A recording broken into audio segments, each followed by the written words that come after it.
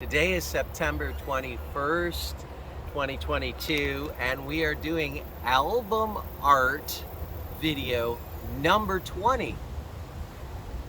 This one is for the album called Pop Dreams. It's a butterfly in the background, and the art was created by Layne Strickler. This is the second album that he did artwork for me, and this album came out in 2003.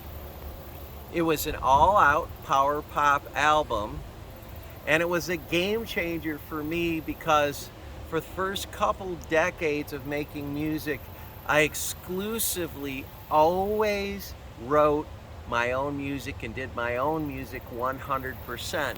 But for this album, I began to start to collaborate with other songwriters and also included several cover songs. I thought it was time to branch out in that way. And how did this album come about and the title? The story behind that goes all the way back to when I started recording. One of the first countries that started playing my music a lot on the radio was France. And this started in the 80s.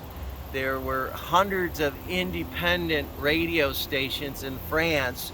What does that mean? Independent radio stations, they could play what they wanted. They weren't programmed and told what to play. They could play whatever they wanted, and there were hundreds of these all over France.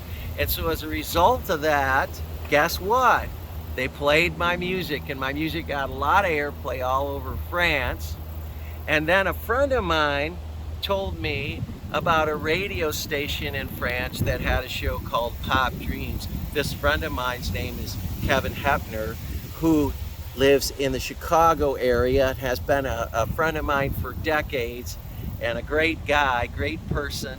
And he said, Jeremy, you need to get your music over to Gerard in France.